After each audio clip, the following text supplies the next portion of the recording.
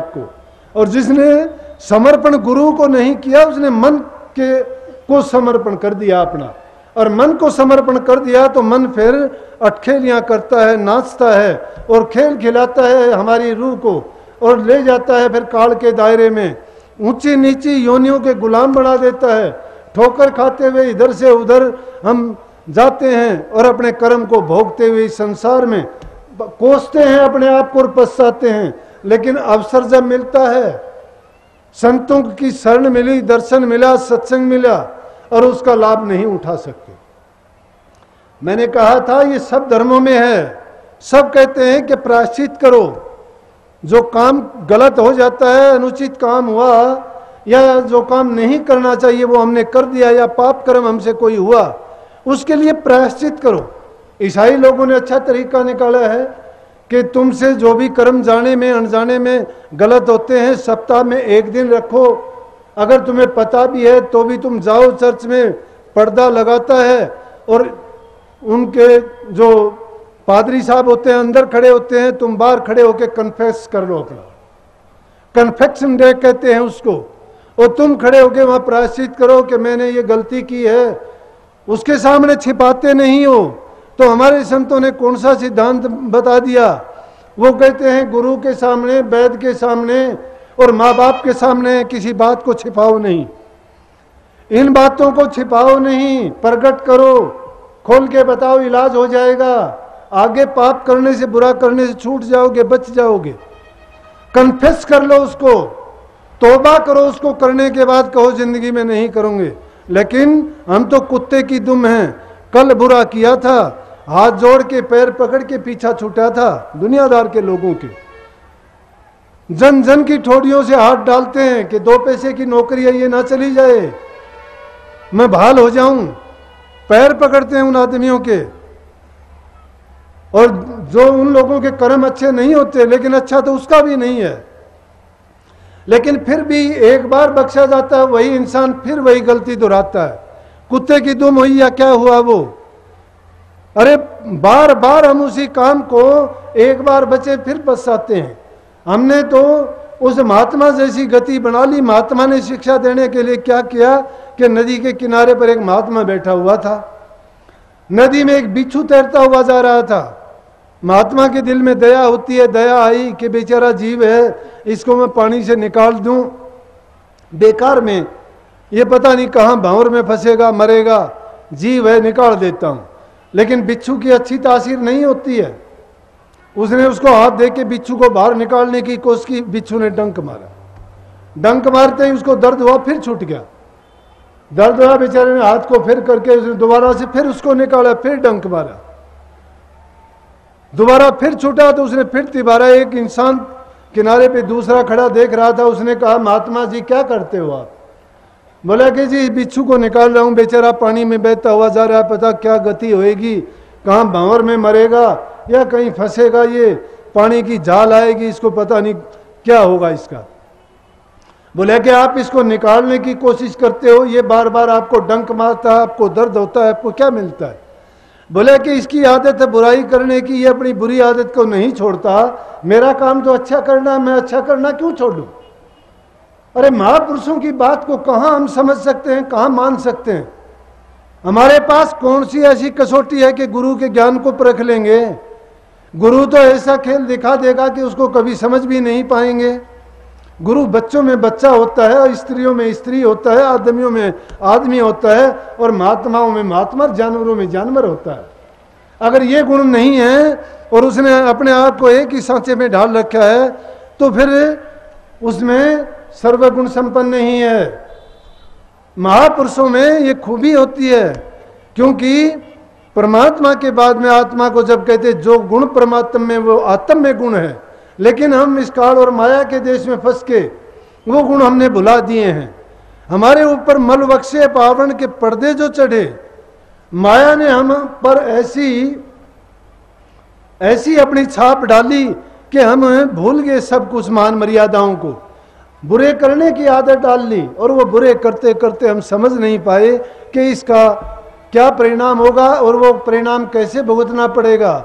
लेकिन जब चौथापन आता है, बुढ़ापे की अवस्था आती है, और एक एक करके रह रह के हमारे किए हुए कर्म आंखों के सामने से गुजरते हैं, फिर हमें प्रभु याद आता है, मालिक याद आता है, और फिर उसकी भक्ति करने का प्रयास करते हैं। और फिर प्रयास करने का फायदा नहीं रहता। क्यों नहीं रहता? कि जो हम जवानी में नहीं कर पाए वो बुढ़ापे में करने के योग्य नहीं रहते।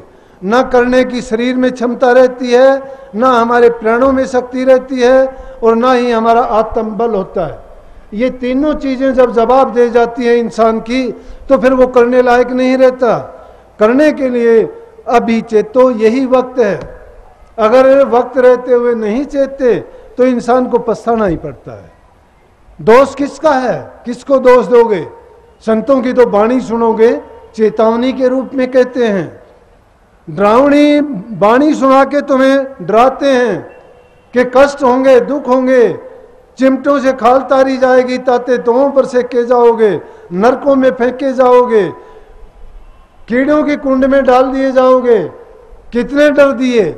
और उसके बाद कह दिया कि अगर ये नहीं करते तो दान पुण्य करो, राजा बादशाह साहूकार महापुरुष बन के आओगे, अच्छा जीवन बीतेगा।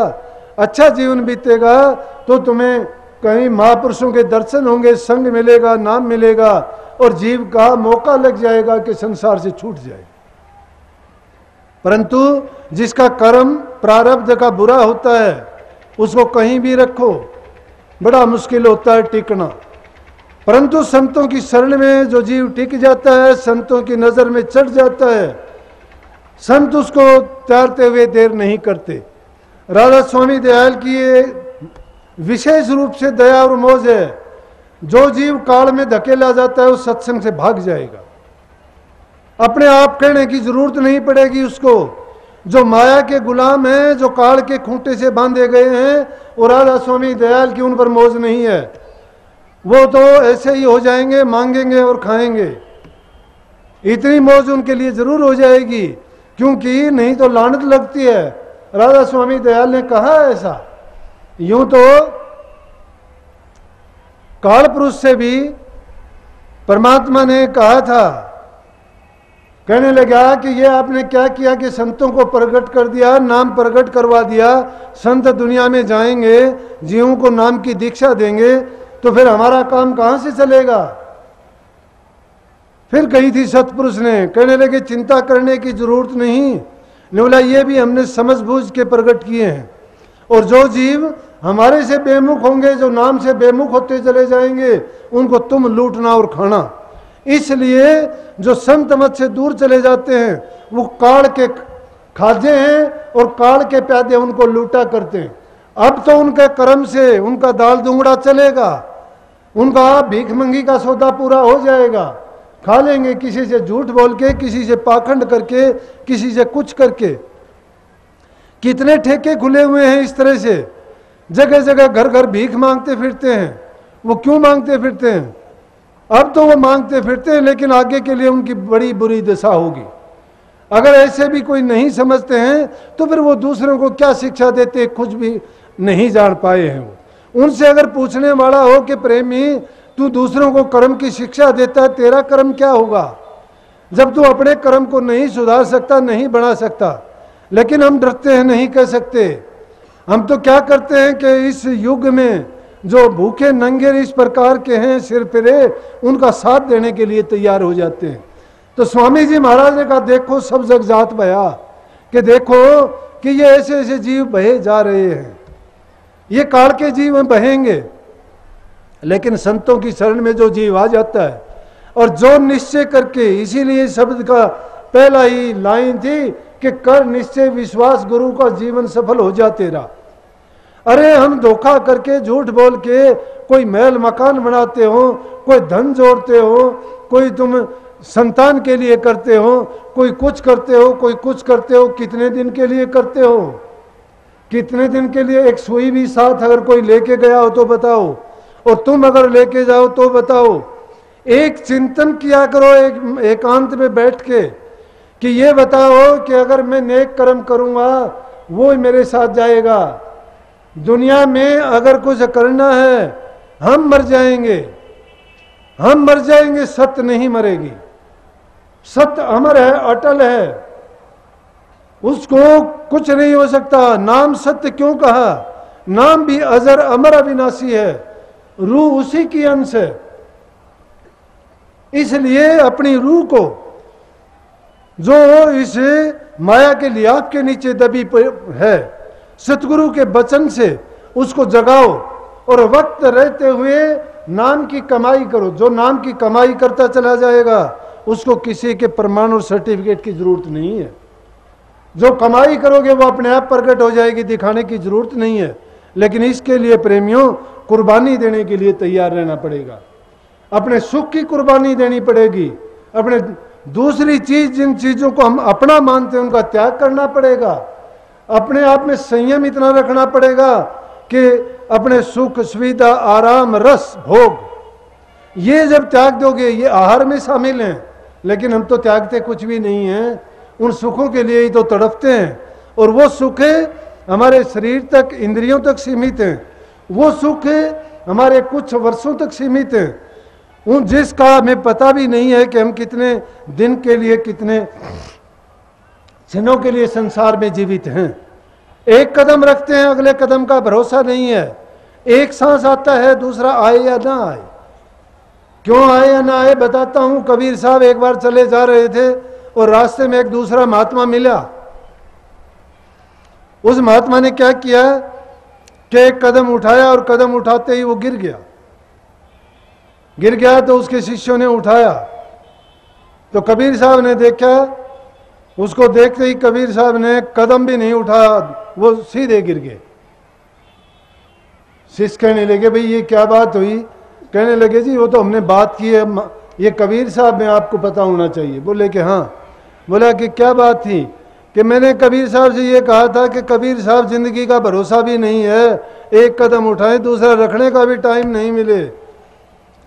कबीर साहब बोले तू तो कदम रुकाने की बात, कदम उठेगा ही नहीं, और दड़क देसी गिर गया। बोला कि जिंदगी का भरोसा ही नहीं है, तू कदम उठाने की कहां बात करता है? अरे मुंह का निवाड़ा मुंह में रह जाएगा। तुम ये धन संपत्ति महल मटा अटारी जोड़ते हो, बड़े परिवारों का गर्व करते हो, धन संपत्ति का करते हो, मान अभिमान रखते हो, खोटे बुरे कर्म करके पाप करके दूसरे के दिल दुखा के, और हमने ये सब काम किया है, ये हमारे कितने दिन के लिए काम आएगा? चंद दिन का है, चंद दिन के लिए। लेकिन जब तक है उसको अच्छे काम में क्यों नहीं लगाते? सांस सांस में नाम सुमर, व्यर्था सांस ना खोए, क्या जाने इस सांस का आवन हो ना हो। अरे इस सांस की कीमत तो बहुत बड़ी है, 3 लोग के बराबर है। कबीर साहब ने कहा कहता हूं कह जात हूं और काहे बजाऊं ढोल, सांसा खाली जात है 3 लोग का मोल। कि ढोल बजाने की जरूरत नहीं है, कहने की जरूरत नहीं है। मैं भी जो ये कह रहा हूं ये है तो वमन ही। जो मैंने मिसाल दी थी ये उल्टी है, उल्टी है, लेकिन फिर भी क्या है कि शायद मेरे कहने से कोई भटका हुआ जीव, कोई भरमा हुआ जीव जिसके माया का पर्दा चढ़ा है, नजरों पर से दिल और दिमाग पर से उठ जाए, क्या पता उसका पूर्व का संस्कार जग जाए, क्या पता उसका भाग अच्छा हो, वो इस घड़ी के वचन को मान ले और इसी से उसका जीवन सुधर जाए और वो ऐसा करने के लायक बन जाए कि शायद लाखों जीवों का पथ प्रदर्शन का रास्ता दिखाए। परंतु उन युगों की बात थी, इस युग की अगर बात कहो तो बार बार मैं कहता हूं कि ज्यादा कुछ करने की जरूरत नहीं है। इंसान बुरा करने से बच जाए, दूसरों के साथ अच्छा प्रेम का व्यवहार करो, स्नेह का बर्ताव करो, मीठी बाणी बोलो, बुजुर्गों के साथ इज्जत मान सम्मान दो, उन्हें जो तुमसे बन सकती है सेवा करो, सेवा करके उनके मन को जीतो। जिसने किसी के मन को जीत लिया, सेवा करके प्यार से 2 बात करके उनके साथ आत्मीयता दिखा के अपना जिसको बना लिया है, समझो कि उसने उसको सारे दुखों को मिटा के और अपना एक अच्छा रास्ता कर लिया है कि वो नरकों में नहीं जाएगा, अगर नाम की कमाई नहीं करता है तो भी। लेकिन जो जीव संतों की शरण में आके, ये चीज तो सबसे पहले बुराइयों से छुटवाना ही है, लेकिन हम बुराइयों को छोड़ते नहीं हैं, अच्छाइयों की तरफ हाथ मारते हैं, तो ये झूठी बात हो जाती है, क्योंकि हमारे घट के अंदर मैल पहले भरी हुई है। पहले घट के घट को उल्टाओ और फिर उसमें अच्छी चीज डालोगे तो ही अच्छा होगा। लेकिन हम उल्ट काम कर रहे हैं। उल्टा काम क्या है कि धूल हमारे चेहरे पर लगी हुई है, साफ दर्पण को कर रहे हैं। अरे दर्पण को साफ करने से चेहरा साफ नहीं होएगा। अपने इस मन पापी को साफ करो, बुराइयां इस दुष्ट में भरी हैं उनको निकालो। दर्पण को साफ करने की कोशिश ना करो, दर्पण तो जैसा है वो दिखा देगा। चेहरे की धूल को उड़ा दो, दर्पण साफ दिखाई देगा आपको। प्रेमियों, मन रूपी दर्पण जिसका साफ हो जाएगा, जिसने बुराइयों को निकाल दिया है, अच्छाइयां उसमें घर कर लेंगी, तो उसके पास अच्छाई का संचय होगा।